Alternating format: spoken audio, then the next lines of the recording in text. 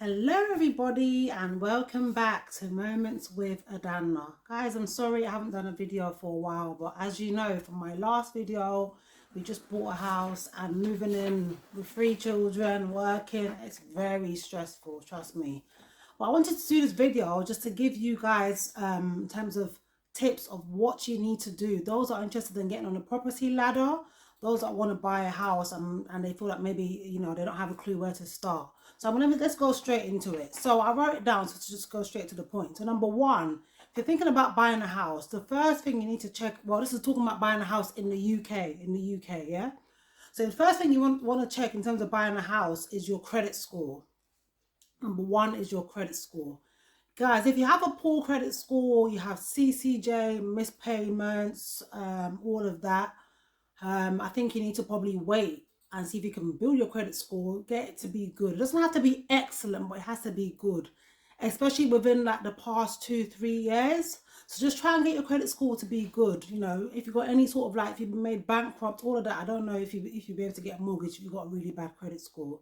Just make your credit score good, then you can think about buying a house. Yeah. The second one, actually, to be fair, there are more people that will give you mortgages with a poor credit score, but just bear in mind that you have to probably put down more deposit, and you have to also, your interest is going to be quite high. Do you understand? It's going to be quite high. So I would say if you've got a poor credit score, start to building your credit score right now. Focus on just, being consistent. Don't miss any payments and just, yeah, then you can think about buying a house. So the second one is your deposit. If you're buying a house, you need to have a certain amount of deposit.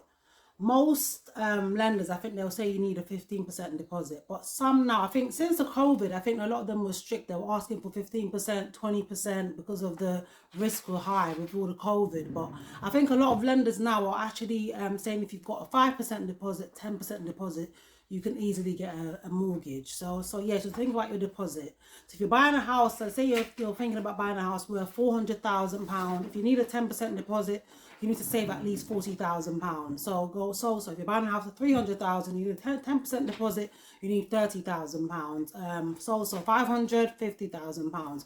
But if you're looking to put down more deposit, it's even better, because I feel like the more deposit you put down, the less your interest is, and also your mortgage monthly payments is less as well. So yeah, so that's the second thing.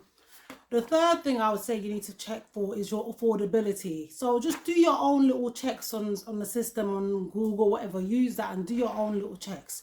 Your affordability. So things like if you have loads of like bills, household bills, you pay school fees, nursery fees, all of that, just try and check whether you feel like you can actually afford the mortgage, because the banks look at that.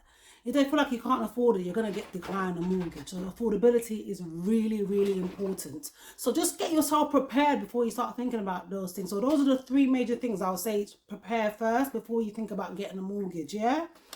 But also bear in mind, there's like other little costs that comes up as well. The other little cost that comes up, like this is what I thought. I remember when my husband and I were buying a house, we thought like if you're a first time buyer, you don't pay stamp duty. Nope, you pay stamp duty.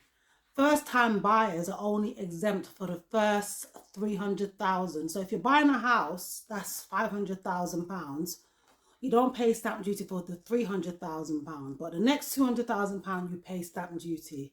So if you want to buy a house that's £200,000, you're a first time buyer, you're fine. You're not going to get charged for stamp duty. But if you're buying a house anything above £300,000, £350,000, £400,000, £450,000, you're going to get charged stamp duty. So think about putting at least, I don't know, £15,000 aside for that, or £10,000, £5,000, depending on how much you're buying a house, your house is worth. Another extra cost, remember not to forget, is your solicitors fees. You definitely need a solicitor. If you're buying a house, you can't buy a house without the solicitors, the conveyances fees. So they're the ones that do all the legal work. They'll do like the searches, the land registry, all of that, check that the house is in a good condition and all of that.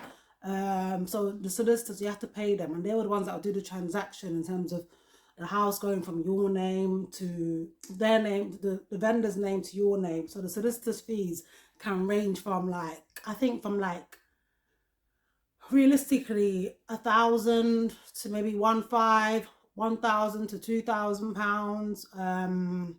Yeah, so the solicitors fees, and then the other little fees as well, bear in mind, is your surveying fees. You don't want to buy a property without getting it surveyed. It's really, really important. Never ever buy a property without getting it surveyed. Check the property, check the building, because once you buy the property, it's yours. If the ceiling has got a hole in it, it's collapsing, you bought the property, that's yours. It all falls down to you. So be mindful, yeah? So like I said, let's go through it again. So the main three things to buying a house, yeah? Look at, first of all, your credit score, number one. Number two is your deposit. Number three is your affordability. So just check affordability if you feel that you can afford it in terms of after your household bills and major bills like credit card payments, school fees, nursery fees. If you afford what you're left with, do you think you can still afford it?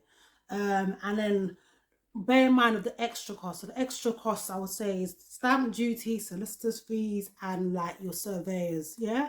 So all of that, bear in mind all of that, yeah? So that's it really. So I was gonna say, in terms of like what my husband and I did in terms of when we were preparing to buy a house, we were just being quite meticulous with our spending, in terms of like, we weren't buying on anything that we didn't really need. Anything that the children didn't need or we didn't really need, we forgot about. We didn't buy it at all. We just focused on the main things that we needed to pay the household bills, pay the children's school fees, the nursery fees. Everything else we saved. Literally, we were just saving. So yeah, guys, it's definitely doable. Don't feel like you can't do it. You can definitely buy a house. You can get on a property ladder, but I feel like the main thing is the grace of God, number one. And number two is your discipline and determination. Discipline and determination. Do not give up, guys.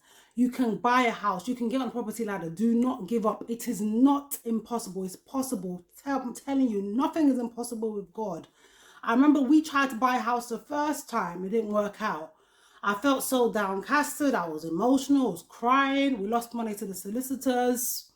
And we tried again. And this time around, I was like, we have to buy this house. And it worked out. So don't give up. That shows you that nothing is impossible. Nothing is impossible with God and with hard work and determination. So yeah, it is possible. The first thing you need to do, I would say, is just start saving.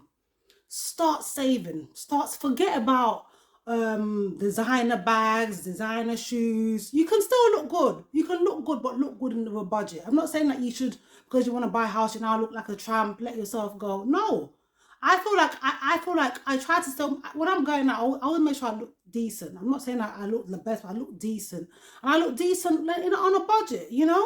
You understand? So you can still look good, but just be focused in terms of priority. Your priority, what's your priority? Buying a house. So forget about when you go out, you want to do loads of shopping for yourself, you want to buy high heels, you want to buy the Louboutins. Forget about that.